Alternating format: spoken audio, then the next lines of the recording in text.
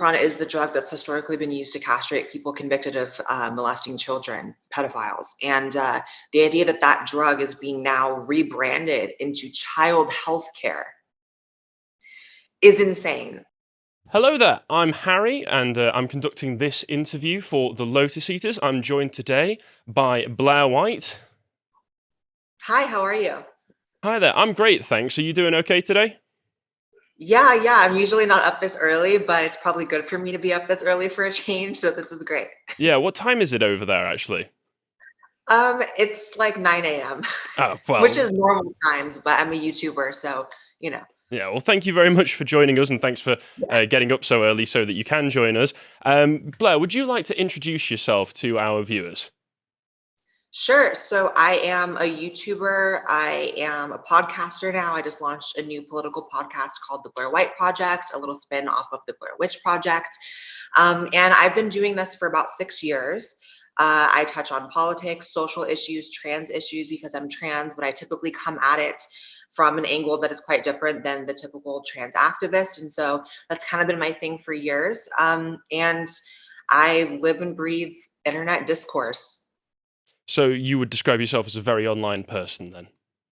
Yes, I only exist on the internet. Sadly, fair play. I'm the same, to be perfectly honest. But let's get into the interview then. So, you've been obviously very prominent and in the public eye for a long time now. Like you said, what was it, 6 years since you started your YouTube channel?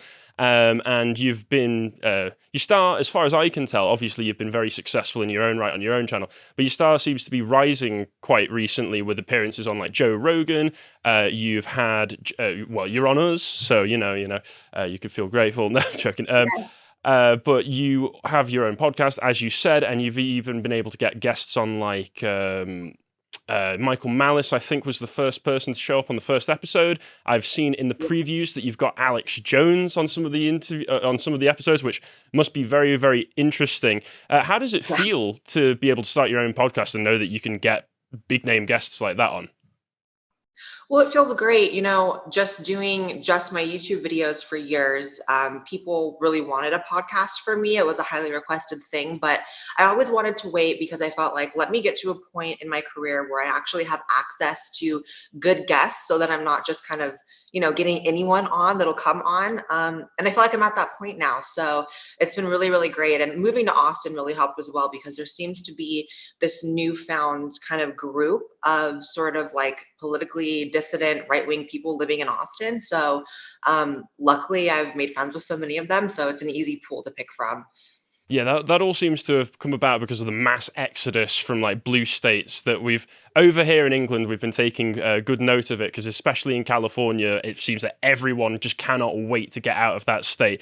Obviously, you say there's the group of right-wing dissidents. Was it through people like Tim Pool, because you appeared recently on Tim Pool? I think actually it was a few months ago with Joe Rogan and Alex Jones and Michael Malice. Was it on that you managed to meet these people, or did you already know some of them? Well, what's funny is I've actually known Alex Jones the longest. He Oh, was my really? first interview ever in like 2016, my first ever interview, which is bizarre. But so yeah, we kind of reconnected when I moved here. And then Michael Malice has become pretty much my best friend over the past few months. We've gotten super close. So yeah, it's just kind of a natural kind of finding my way in that world. And I'm just having fun with it. My whole thing since I started has been I don't want any expectations. I want to just take this as far as I can take it, but also not take it too seriously. So, it's all fun for me.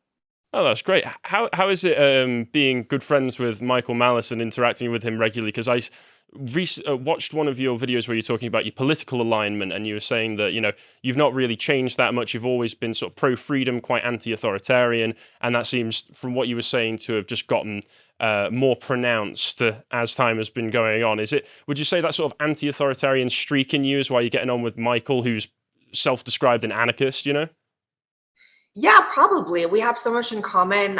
Even just there's a book called Ego and Hubris, which was written about Michael Malice and his childhood.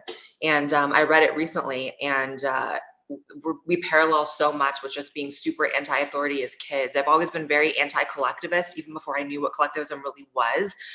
From a very young age, I had a natural sort of aversion to just groupthink and people hopping on bandwagons because it's the popular thing. And it's never been for the sake of being edgy or for the sake of being different. It just has always been, I'm watching the pitfalls of just jumping onto bandwagons. So yeah, we have a lot in common as far as that goes. But what's funny is we don't actually talk about politics a lot when we hang out. We talk about anything and everything else.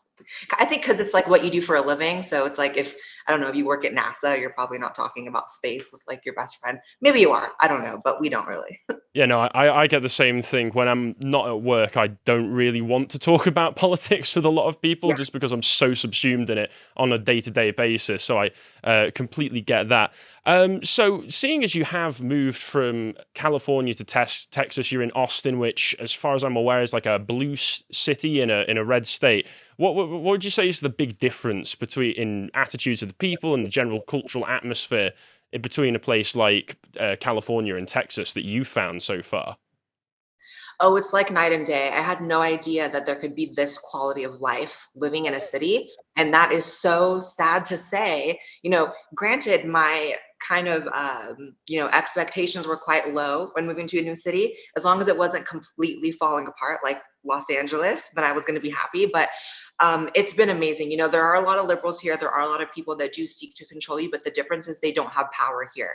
So yes, it's a blue city, but it's in a red state and it's surrounded by people that really don't share their attitudes. Whereas in California, I felt like I was constantly among enemy territory. I wasn't treated very well over there, despite the fact that it's such a trans friendly city and whatever. I never got issues because I was trans, but I got all these crazy issues because I was center right, because I was registered Republican. And I just kind of grew accustomed to like lockdowns and government oppression and people saying nasty things to me on the street because I'm a Republican and a public figure. And I didn't realize there's a whole different life you could live by moving to Texas. And it's been the greatest decision. I bet it has. And on the sort of basis of the way you were saying that people were treating you in California, especially LA, because we see lots of footage from LA and San Francisco, and obviously it could just be that we're seeing all of the worst sides of it, but honestly, it doesn't look like LA and San Francisco, places like that, have much of a good side to begin with, from what we can tell. When you've got images of people defecating on the street, like streets of tents of homeless people. How has it been for you since you started out? Being somewhat of what you could be described as a bit of an anomaly, being that you're a trans person who's on the centre right, and therefore you've got a massive portion of the left who are supposedly shouting and going and doing activist things in your name on the basis of your gender identity or whatever, but at the same time they seem to disagree with you so vehemently on politics, and then at the same time you are on the right, but at the same time there are portions of the right that are also very anti-trans. As a result, how do you sort of navigate that? I always say I make all the correct people angry. If someone's going to have an irrational hatred of trans people, I don't want them as an ally or a friend, regardless. If someone's going to be irrationally hateful for me because I disagree with them on, policy or how the government should be ran, I don't want to be their friend either. So, I do kind of bring out the worst in the worst kinds of people, but I consider that a good thing. As far as the sort of trans activists speaking on my behalf, that is something that's been very frustrating over the years, because I've felt as though from the very beginning that me being trans is, a medical condition. It's something to be taken care of. It's not an identity that should precede anything and everything else in my life. And what you've really seen over the past few years is the community kind of go into this crazy spiral of adopting really irrational takes on things like sports and child health care. And, it's not something I can hop on board with. And I think the expectation that I should be on board with any and every direction the community goes in just because I technically am trans, no, never going to be me, especially when it comes to the kid thing, having been through transition myself and the medical aspects of it, there's not a drop of my being that thinks that it's something for children. I think that there are people who transition as children and are happy and whatever as adults, and that's great. I don't wish anything bad on them, but I think you're rolling the dice every time. And I think the idea that kids should be sterilized or having body parts permanently altered or removed before they can even drive a car. It's scary. Yeah, I think that's one of the reasons that I was interested in talking to you is because I've done a lot of reading. I'm sure you're aware you recently spent time with Book Angel, where you were talking about, I think the video was Reality of Trans Kids from Trans Adults. And Book Angel was interviewed for a book that I read recently, Abigail Schreier's Irreversible Damage. I'm sure that Yeah. you're familiar with that one. It was quite eye-opening with some of the stuff that's going on, and it does really focus on the main issue, because I think I'm with a lot of people in just saying that, you know, when people are adults, if they want to make decisions, they can go ahead with them. If it ends up being the wrong decision for them, well, at least they had the freedom to choose and it wasn't pushed on them. But it does really change the dynamics when it suddenly becomes children.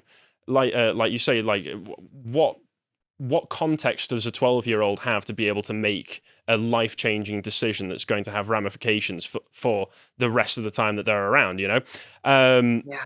And you've mentioned your own experiences. Is that why you feel it's important to warn some kids, not necessarily warn, but make sure that they're informed about the issues of the trans ideology that is becoming so widespread throughout society at the moment, in the Western world at least? Yeah, there is this very strange societal fixation on trans, and it's so hard to put into words, but everyone kind of just senses it. It's this fascination, it's this intense interest, it's this fixation, like I said, obsession almost. And I think because of that, the sort of negative aspects of medical transition and the reality of being trans aren't often spoke about. It's almost taboo to talk about certain things. So, for instance, even among like people on the right that push back against children transitioning, I rarely hear them make the case that when you transition, you are sterilizing yourself. And this is true. It's not the case when you have a trans female to male trans person who becomes pregnant. We've all seen like the pregnant bellies, and it's quite jarring to see sometimes. But when it comes to kids, when you transition at a young age, especially before or during puberty, you are sterilized for life. And the idea that a child can consent to that is 100% insane. And so sometimes I think that even the ways in which the right pushes back, it's not super effective. Sometimes they just go for the emotional argument when they really should be saying, no, you cannot remove a child's ability to procreate before they have the ability to properly process that information. We have to talk about the fact that when breasts are removed from a tween or a teenager, you can't just put them back. You can maybe get implants later in life if you do detransition, but that's not a replacement for real breasts. So, these are really, I think the lawsuits that are going to be coming in the next few years from these kids who are aging into adulthood and are going to realize they've been duped and or pressured into a situation that they could not consent to is going to be massive. And, the sad thing is, I think that on the right, there's a bit of a misconception that transsexuals are sort of an invention of the left or progressive politics, when this just isn't the case. Transsexualism is something that's been around for years and years before there was ever a political agenda attached to it. It just so happens that, as the left does with every other group, they latch onto it, use them as a political football, and now it's become this mess. And now it's been steered into a direction that there is, for lack of a better pun, in reference to Abigail Schreier's book, irreversible damage taking place to adults and children.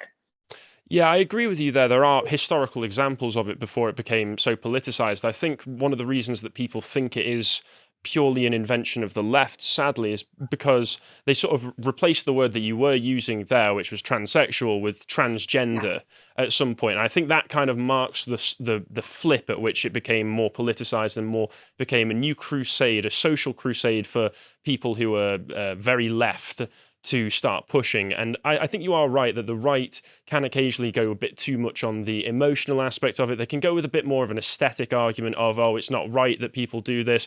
But you're right. And I think books like Irreversible Damage are important for letting people know the deeper issues that it causes. Like, for instance, Lupron, which is what they're giving to these kids when they're, I know that you're aware of this, which is what they're giving to these kids when they're going through puberty, when they're prescribing them puberty blockers. Lupron is the primary one that they do that for, and that is something they use to castrate criminals. And so many people don't actually know about that. I didn't know about it until I read it. But just that knowledge alone completely changes the dynamic of what you're doing to these children. 100%. Lupron is the drug that's historically been used to castrate people convicted of molesting children, pedophiles. And the idea that that drug is being now rebranded into child health care is insane. Yeah. You know, I think that it's important for people to understand the really technical details of giving a kid Lupron.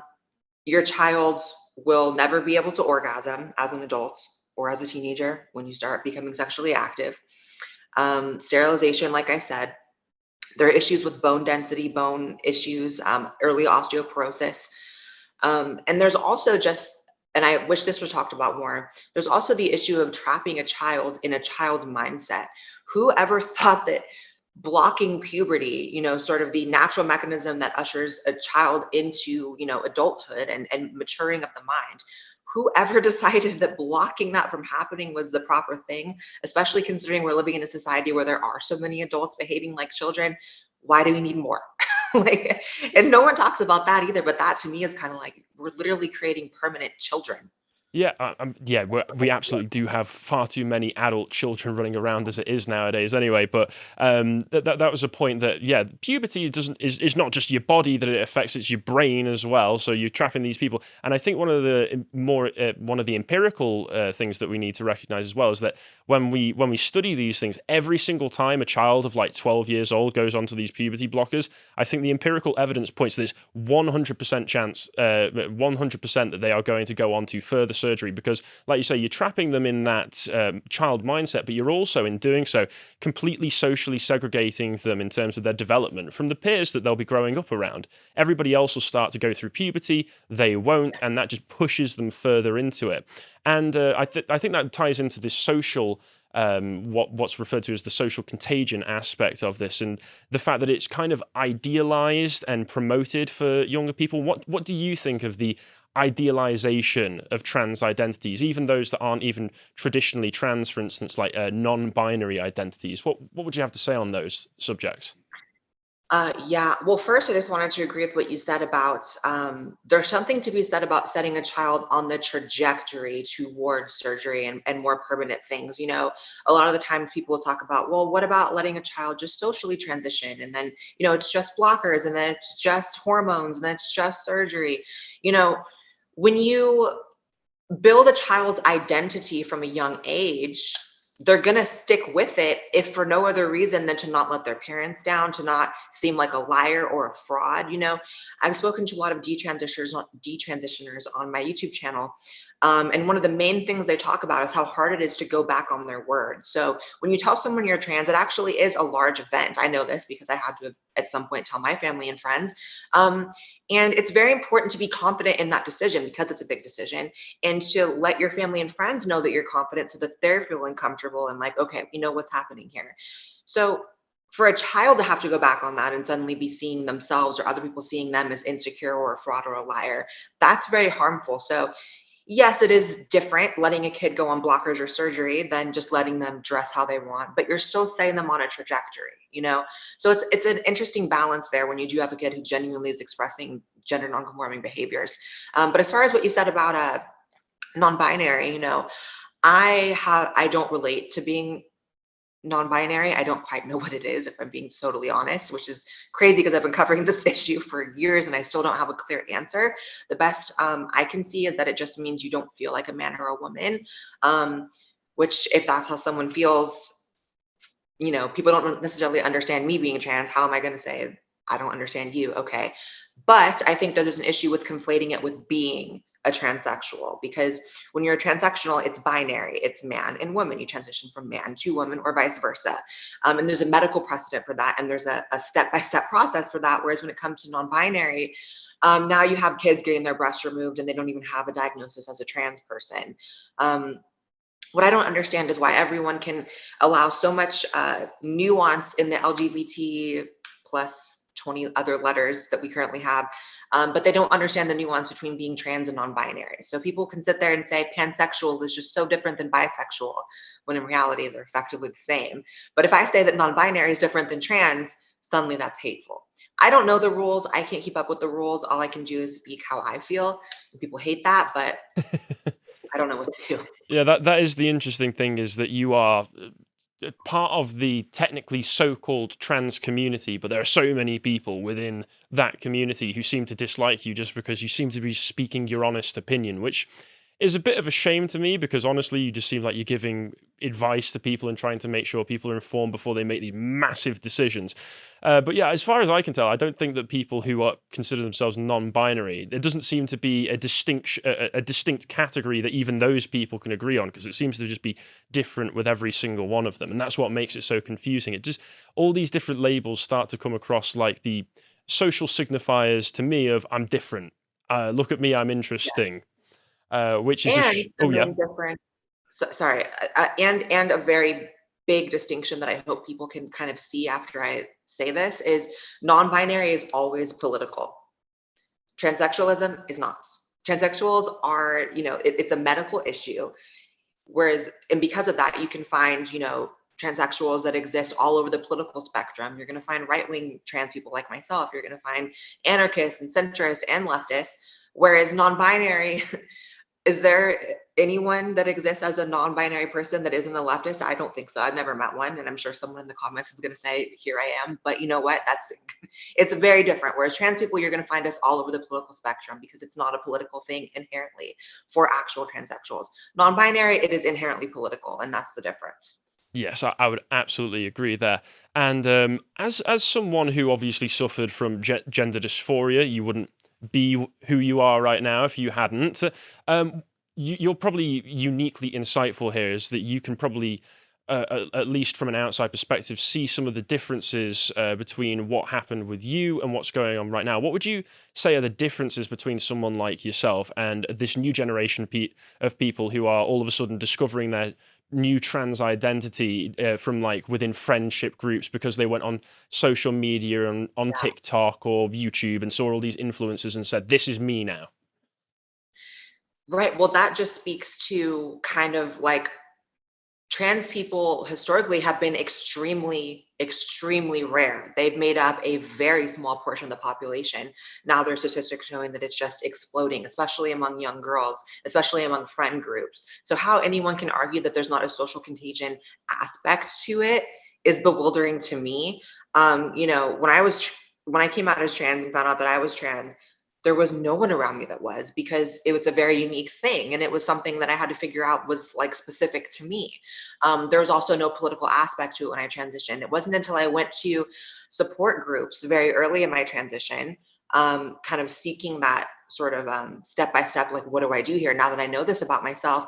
And I started hearing the way they were talking, and I started kind of realizing, oh, this is an ideology, this is a set of rules, this is sort of a set of codes, and this is an in-group.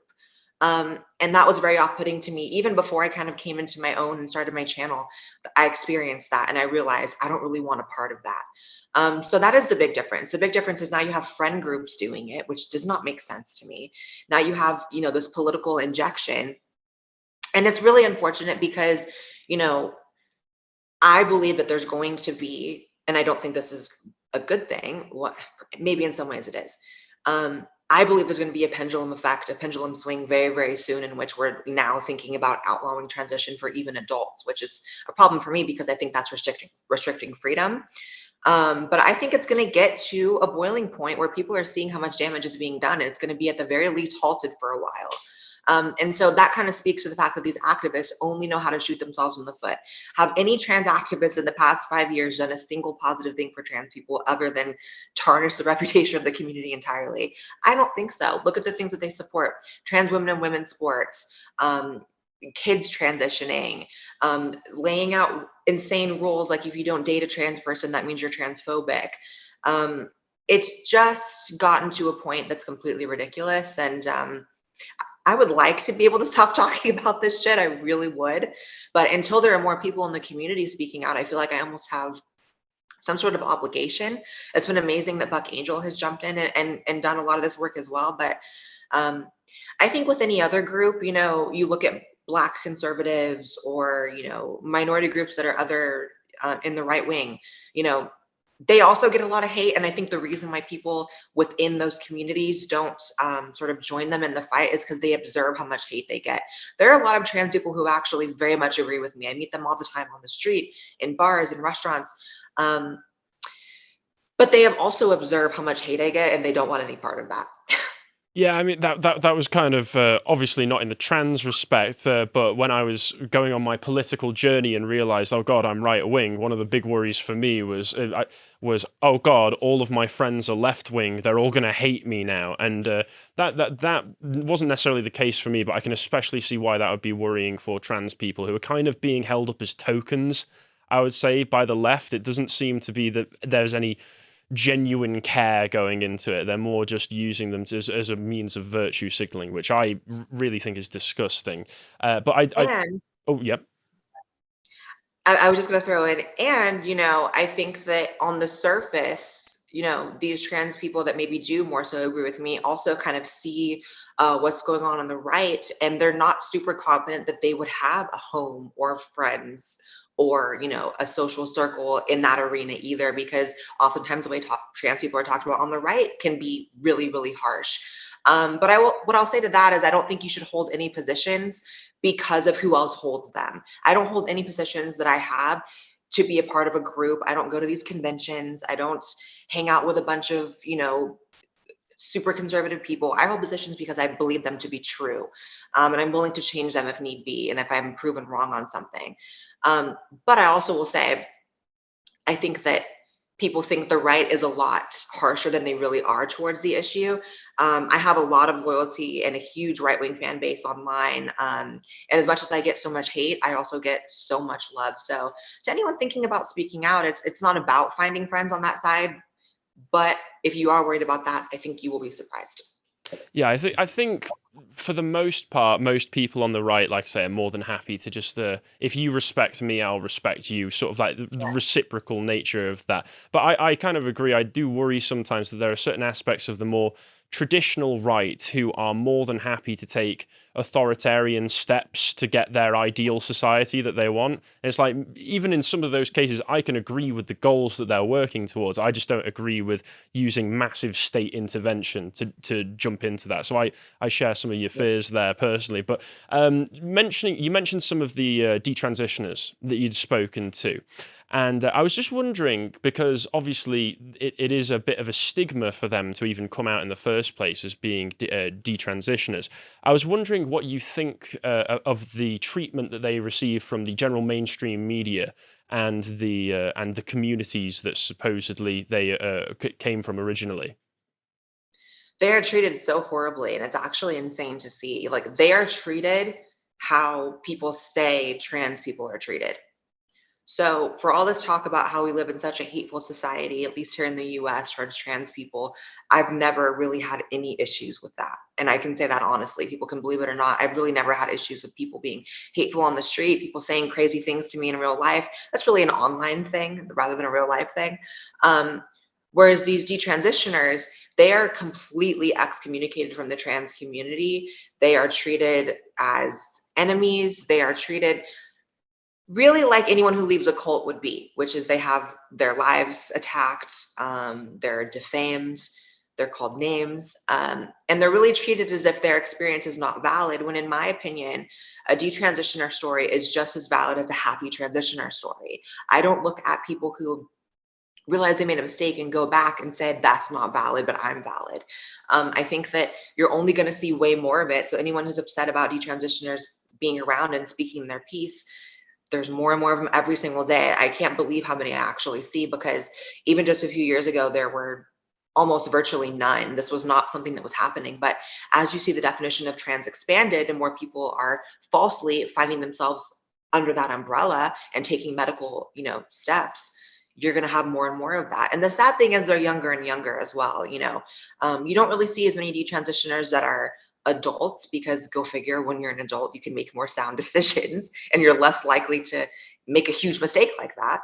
But the way these young girls are treated in particular is very foul, and they've been through something that I can only imagine is incredibly traumatizing. So it's unfortunate. Yeah, I do think it's fantastic that you and especially recently, even really big mainstream platforms like Tucker Carlson have been actually more than happy to give a voice to these detransitioners who otherwise would, ironically enough, be marginalized by the trans community.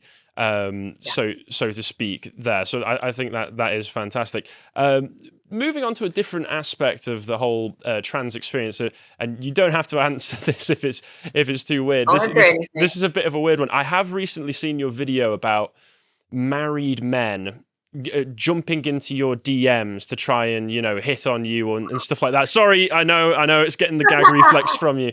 I was Okay. just wondering about the what do you think of the fetishization of some trans women by some men, and when you've received those messages, do you find it is mainly more potentially repressed conservative types messaging you, because obviously you talked about married men specifically, or is it generally both sides of the spectrum coming out there? Because I do also notice that certain influencers like ContraPoint, so I know you've spoken to in the past, seem to inspire that kind of weird attraction that some guys have just because they fetishize the idea of trans women. Yeah, I think with any sort of niche group of people, there's going to be those fetishizers, and it's definitely the case with trans women. And I don't really know the case with trans men, but from in my experience, it's a lot. And the video I made about the married men, it was more so like a funny video. It was more so like having fun with it. But you're right, it is so real. I do think it's probably repressed people. I mean, I think that you probably can't be super content in your marriage if you're reaching out to trannies on the internet. Evidently not, um, after all. yeah, but I mean, that's something you deal with. But you know, I'm in a relationship. I've been in a relationship for 5 years, so luckily I don't have to deal with like the dating aspect of that, or really dealing with men like that on any real level. But it's intense, and I guess it is quite dehumanizing in a way. You know, no one wants to be treated like that kind of gross sexual object, but a lot of groups deal with it, so you just kind of got to take it in stride. That's fair. And you said you're in a relationship. I'm pretty sure I've heard you're engaged, right? Yeah. Yeah, and congratulations to the two of you. Thank you. What would you say is the difference between those people who are just trying to fetishize the whole idea of trans women and people like your fiance, who obviously does love you very much? I mean, you two are engaged, so Yeah. I imagine you've got a very happy relationship. Yeah. I mean, the fetishizers, it's pretty much just purely sexual, whereas like, there are men that are, that's what's interesting as well, is people make this huge, thing about like, oh, if you're transphobic if you don't date trans women. It's like, why are these people finding it so hard to find dates? I've never had that issue. And I'm not trying to sound cocky, I'm not trying to sound anything. I'm just speaking honestly here.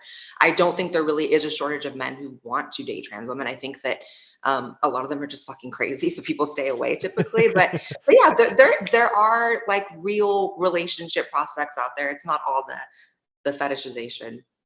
Oh, that's good for any trans people who might be watching that right now. There is Yeah, hope out there for you. It's not all just freaks and weirdos. And right. moving back onto the subject of the right and their approach to trans issues, what would you say the right is getting wrong and getting correct in its reaction to these trans issues? And on the stuff that they are getting wrong, what would be your advice on how we can move forwards? Yeah, I think when it comes to certain issues, like they're so right about all the things, which is crazy. Like they're right about trans women and women's sports. It is wrong. They're right about the kid thing, but I think sometimes the arguments do get sort of muddied because it tends to be just this almost traditional religious argument towards it, which I think that people on the right need to really understand that not everyone holds that religious view. So if you're trying to, argue against one of these trans issues and say that it's because of the Bible or it's because of your beliefs, because of God, it's not effective. It's very important to you, but it's really not effective when it comes to people who are defending this. I think they also get wrong that a lot of the outrage that comes up, which, the Ricky Gervais thing recently, it's so interesting because he has a comedy special out and he's being accused of transphobia, which Ricky Gervais is actually a fan of mine, and has been very supportive over the years. So I know he's not transphobic, but I think that the right kind of looks at the outrage that's come of that and been like, look how upset trans people over this. But when you actually look at the people who are attacking Ricky and saying that he's transphobic, you can kind of just scroll on Twitter if you want. They're all just like white, liberal, straight men and women. So I think sometimes people need to understand that a lot of the outrage culture, not even just the trans stuff, is very much made up of just like white, straight, liberal people and not necessarily these minorities that people think it's coming from. The numbers are greatly inflated by people offended on our behalf rather than us ourselves being offended. Yeah, what you're saying there with the fact that it is just white liberals, and you can see it with American liberals, because in England, liberal kind of has a bit of a different connotation over here. I don't know if you've Right. been to England before and spoken Yeah. about that, but obviously the sort of white progressive worldview takes trans people, and Thomas Sowell, if you're aware of him, talks about white liberals sort of fetishizing black people as well. I They, do. they take on all these goals because they just feel guilty about the fact that, oh, I'm so privileged, oh, I've got all of these benefits in life that these other people do. How am I going to make up for this? I'll just push them to the absolute forefront of everything and try and make everything about them, not necessarily for them, just so that I can boost my own social status. Which, Exactly. yeah, it's really weird. And on That's that, what's so that's what's so pathetic about it, because for everyone who wants to say that people like me who speak out and are seen as like fighting against our own interests, being on the right and being trans, I don't think it's a contradiction. However, people say that.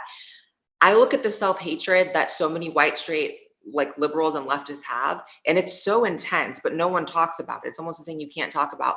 They really do hate themselves, and they like enjoy lashing themselves and beating themselves up for the sake of minorities. But the problem is, and I tweeted this recently, no one gets offended faster than a white liberal on behalf of a minority who wouldn't have been offended in the first place. And it's so true.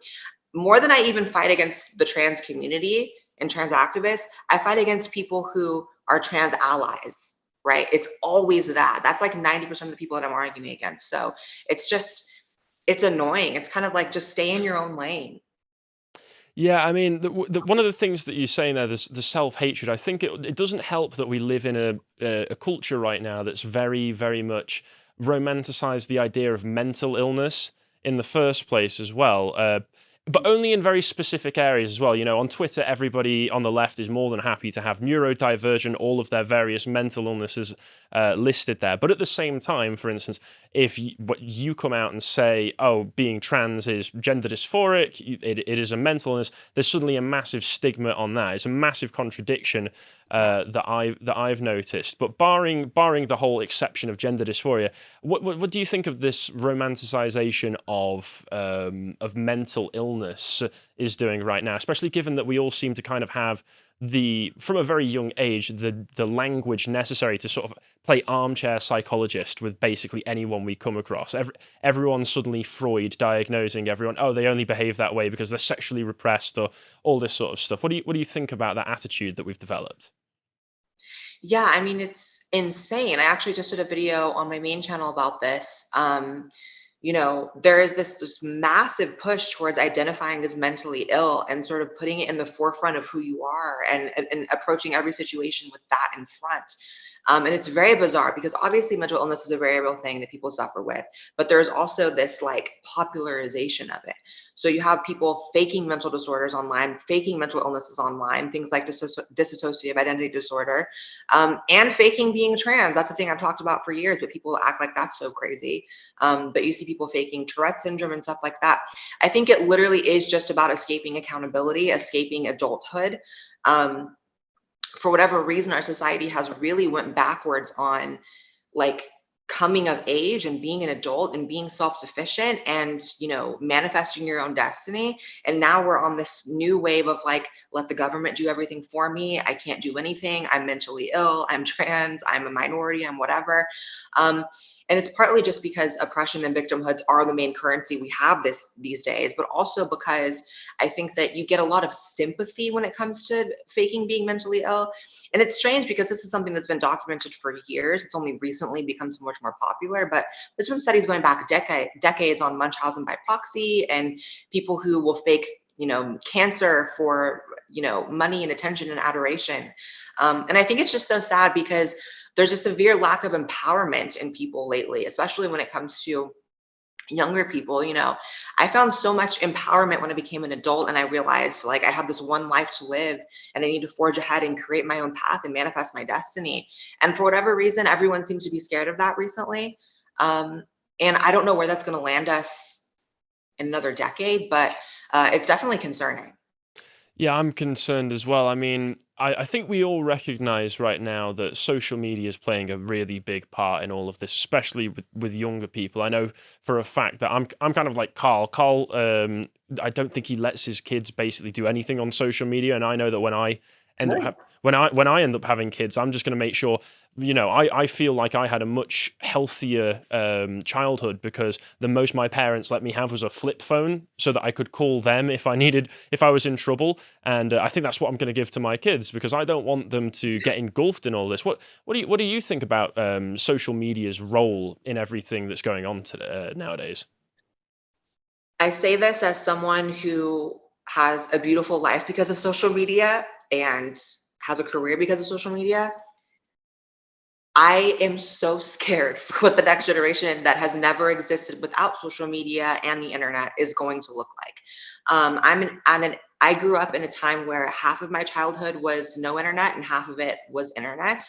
And the shift was very clear in my mind. Like, you know, I think that there's something to be said about the innocence being taken away from kids. Like, just something as simple as scrolling on Instagram, which is not, you know, an X-rated app. It's not an app where you're supposed to be seeing sexualized content or politically charged content constantly, but you do, and you can't avoid it. Um, I don't know what that actually. I do know what that's doing to kids. They're on TikTok faking mental illnesses. They're on they're on TikTok becoming trans and cutting off their breasts. Actually, I was sitting here saying I don't know what it's going to like in the future. We're actually seeing it now. So I think that it's an interesting kind of thing because I'm someone that is almost always against government overreach, government intervention. I'm a small government person, but I think that maybe legislation does need to sort of evolve with the times in terms of like what kids can and can't do on social media. I don't know, maybe do we need like a kiddie version of social media, but how do you control that? I really don't know the answer, but I think it's really warping kids' minds. And I also had a better childhood because most of it was spent offline. And I couldn't imagine being a parent these days. Oh yeah, no, that is one of the things that I most worry about when I have kids. Is like, okay, I'm gonna either have to find a ridiculously specialized school that is explicitly against the agenda as it stands right now, or I'm just gonna have to homeschool them because there's no way I want to put my kids in the hands of the kind of people that you see on libs of TikTok teaching kids nowadays. That Oh just looks God, ridiculous. Have that you is, gone over any of libs of TikTok stuff on your channel? yeah. The Libs of TikTok Twitter account is probably the most red pilling Twitter account I've ever seen in my life. I grew up in the California school system in the early and mid 2000s. And even back then, I remember sort of light indoctrination that was occurring. And I remember sort of what it was like to sort of gently have the leftist ideology pushed on you. I look at what's happening to kids now, and it's absolutely insane. I have a 16-year-old nephew who's currently in high school, and in 2020, when the BLM riots were happening, they were all like all the students in my nephew's high school were forced to kneel before like a BLM flag. You know, half of the kids in his class are non-binary or trans. I mean that literally, by the way. When I say half, I am not exaggerating. He has told me no, it's literally about half of kids who think that they are not just straight, like they're something else. Um, and that when you look at what's being pushed on kids, that's really scary. I think homeschooling is the best option. It's interesting because homeschooling was always viewed as this thing. It's like, oh, the weird kids are homeschooled. I feel like the weird kids are in public school now. Yeah, it's the normal kids that are going to be homeschooled in a few years' time. Yeah. I'm hoping that there'll be a pushback from people like myself or any and other like-minded people, where it's going to be like we recognize what's going on, homeschool, keep the kids off social media. So no matter what, hopefully there will be a contingency of the next generation that will be somewhat sane and able to navigate the world as adults rather than just overgrown kids. But you know, one of the things I saw Mike Cernovich tweet this recently, and I actually agreed with it. At first, I had like a negative emotional reaction to what he said because I was like, no, this is wrong. But then I realized actually this is correct. He tweeted that lockdowns were actually the best thing to happen for the right wing ever because it actually did force parents to be involved and see firsthand what their kids are being taught. So many more parents, at least in the US, are so much more aware of the indoctrination that's occurring. And that's why you have parents pushing back. I don't think that would have happened without lockdowns, without kids being home on Zoom in their classes. I think it forced people to sort of see the evil of the ruling class as well, and how far they're willing to go to redistribute wealth, because lockdowns contributed to the largest redistribution of wealth in history. And so in a way, I do think this is sort of a hard left sort of turn I'm taking, I'm sorry, but I do think lockdowns were actually positive in that aspect. I was miserable. I lived in LA at the time, but when I look back, I think it red pilled so many people. You know, I hadn't actually considered that whole perspective before, and that is an interesting one to consider, because I think there is some truth to that. That, yeah, these people were forced to take a bit more of an active role in their own children's education, and they probably looked through all the textbook and they were like, "Huh, what's all this going on here?" Then, because I do think that I can't speak to the exact intentions of the ruling class, as you refer to them, the elite class, whatever you want to call them. Tucker Carlson calls them they, and has been called out for it by the New York Times, who then put, I don't know if you saw the article they did on Tucker Carlson. They did a big hit piece against him where they were like, oh, he just keeps saying they. Who are they? And then they actually put pictures of like Nancy Pelosi, Joe Biden, all the usual suspects. It's like, well, there they are, right there. There they are. Yeah. Yeah, and I think a lot of this ideology, the woke stuff, you could broadly categorize it as, is being pushed because it really does push a big barrier between kids and their own parents. And I think it's a lot easier to be able to manipulate people when they're away from positive authority figures. Like for most young boys, it would be that their dad would be a positive authority figure for them growing up. And now all of a sudden they're being told that masculinity itself is evil, any sort of embodiment of masculine stereotypes or gender roles is therefore evil. It's going to make you a fascist. And of course, it also, when you've got a lot of kids transitioning, it makes the surgeries a lot of money. So you seem, as always, as with everything evil that goes on in the world, to have a nice agreement between corporations and big business corporations and big government sort of working hand in hand to further each other's interests. What do you think of the whole woke epidemic that's going on right now? I think that in 2022, we have the strongest possibility of actually pushing back on it. I think that for 2020 and 2021, it was like this insane mind virus, people are calling it now, and I completely agree, that just took over everything. And you just kind of felt it when you had like millions of people taking the streets and freaking out over the George Floyd thing, and Antifa running the streets, and Democrat politicians bailing out violent people and then pretending like they didn't. I think that it's sort of being pushed back now. I think people are getting a bit sick of it. I think people are seeing the real ramifications of the Biden presidency, at least here in the US. And I think people are less than enamored with that. I think they're seeing the fact that their gas costs more than minimum wage, and they're like, oh, wait, what did I do?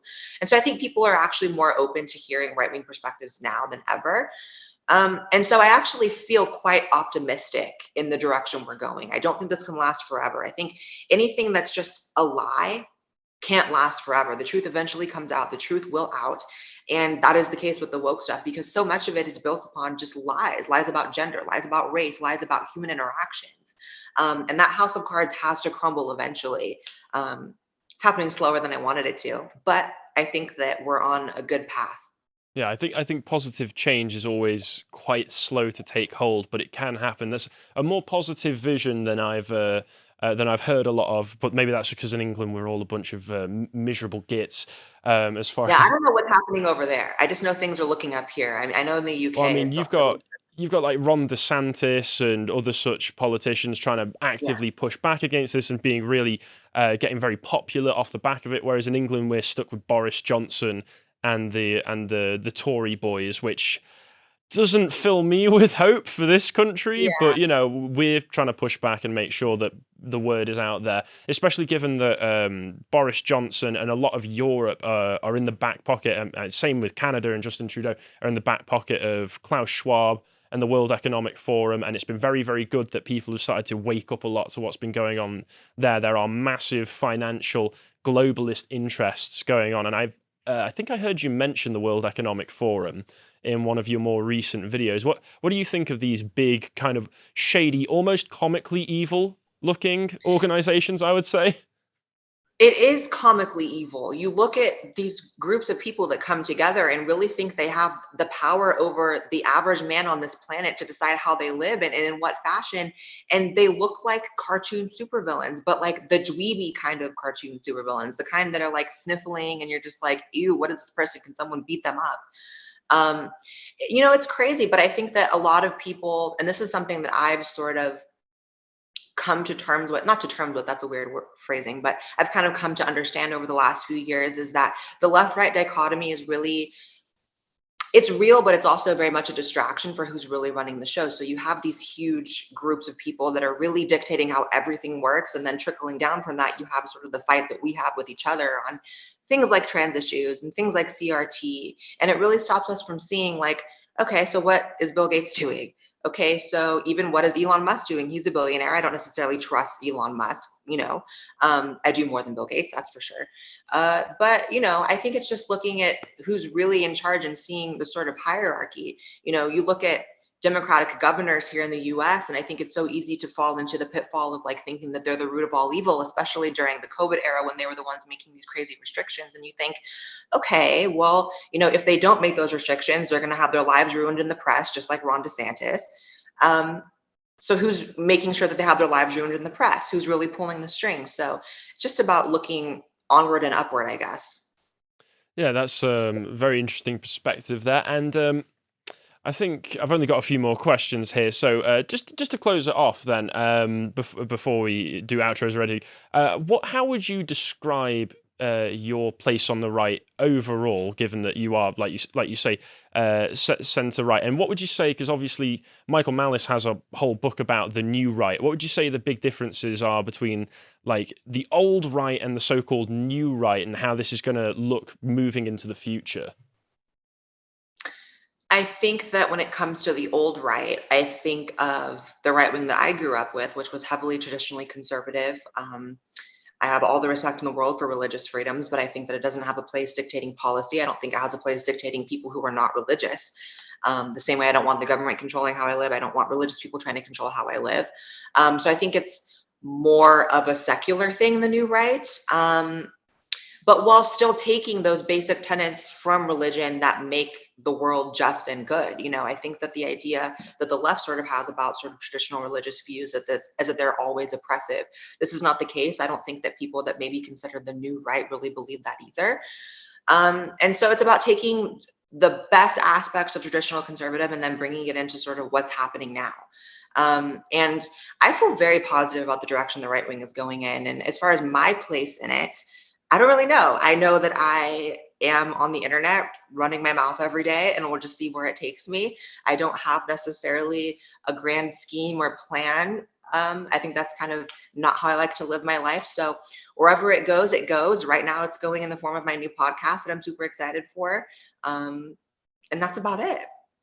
Oh well, thank you very much for all that. That was excellent. I'm glad that we do have people who are trans, who are sane, who are putting the good word out there and making sure that people are informed.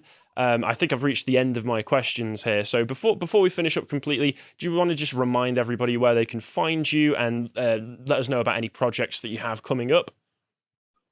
Yeah, I'm on YouTube. Just search up Blaire White. Any platform really, you can search me up, and luckily I'll be the first person to come up. Not a lot of people named Blaire White. My new podcast, please tune into that. Michael Malice is my first guest, just dropped 2 days ago. Alex Jones is coming in a few days as well. That's going to be a crazy episode where he spills more tea than he's ever spilled in his life. I think it's going to be the most revealing interview he's ever done. And yeah, just check that anywhere, I guess. Well, thank you very much. I'm actually really looking forward to the Alex Jones episode now that you've said that. It's always Alex is such a crazy person, but he's always talking about other crazy stuff outside of himself. I'm very excited to find stuff about him that's I'm sure appropriately nuts.